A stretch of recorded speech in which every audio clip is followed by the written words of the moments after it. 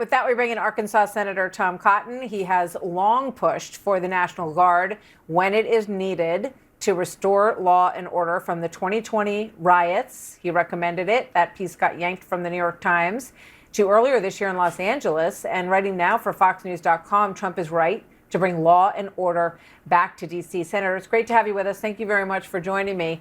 I'm curious what your thoughts are on the fact that President Trump wants to get in the car and go out and take a look firsthand at what is going on in the streets with these National Guard members in town. Martha, thanks for having me. I think it's entirely appropriate for President Trump to want to put eyes on what's happening on the streets. No different, for instance, from going to the border to meet with CBP agents there or going to a military base to meet with the troops. These are federal officers, whether they're National Guard that have been called out on federal orders or FBI agents or DEA agents, ICE officers, what have you. And he wants to hear from them and see exactly what they're doing. And frankly, they're doing a great job. The numbers are in now. Since President Trump ordered this crackdown in Washington, D.C. on runaway crime and homelessness, there have been 0 murders. That's a very uncommon situation for Washington over the span of a week plus, because the city, unfortunately, has had a runaway crime problem now going back 10, 15 years. It's gotten much worse since I was first elected to Congress. Thousands of Arkansans go to Washington every year. Arkansas grandparents should be able to take their grandkids to Washington, D.C. and go to Smithsonian's, go to the Lincoln Memorial, go to Arlington National Cemetery without being accosted by hardened criminals or illegal aliens or deranged homeless lunatics. President Trump is taking the appropriate steps to protect what is, after all, a federal city from runaway crime to make sure it's usable and livable for all Americans. I think we've all seen the degradation of our cities over the last several years. And when you first brought up this idea that maybe this is a role occasionally for the National Guard to provide a sense of security on the streets, which is what they're doing in D.C., do you feel vindicated by what you're seeing now, even though you do see a lot of pushback and protest to their presence?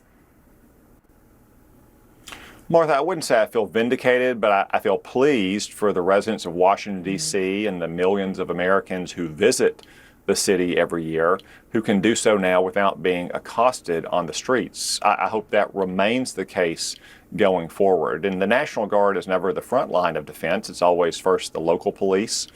And then if that can't work, then in a state, it's using state resources like state troopers or even the state National Guard. In Washington, D.C., of course, the National Guard is special. It's unique.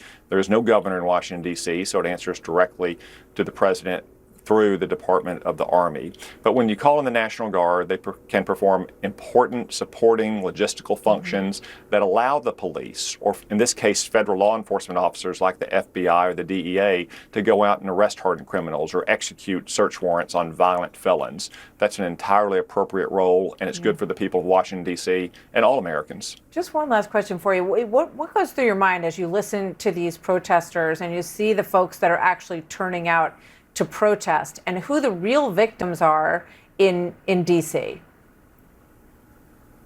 Well, they look to me like a bunch of crazed ideologues who may not even live in Washington, D.C., and almost certainly don't live in the crime-infested parts of Washington, D.C. I bet a lot of them live in very wealthy, nice neighborhoods in Northwest Washington or in the suburbs of Maryland and Virginia. Very easy for them to protest the National Guard or the DEA or ICE arresting hardened felons in Washington, D.C. when they can go back to gated communities in the suburbs. Yeah. Senator Tom Cotton, thank you very much. We've come a long way from your pulled op-ed in the New York Times back in 2020 suggesting that there might be a need for the Guard at times like this. Thank you, Senator. Good to see you. Thank you.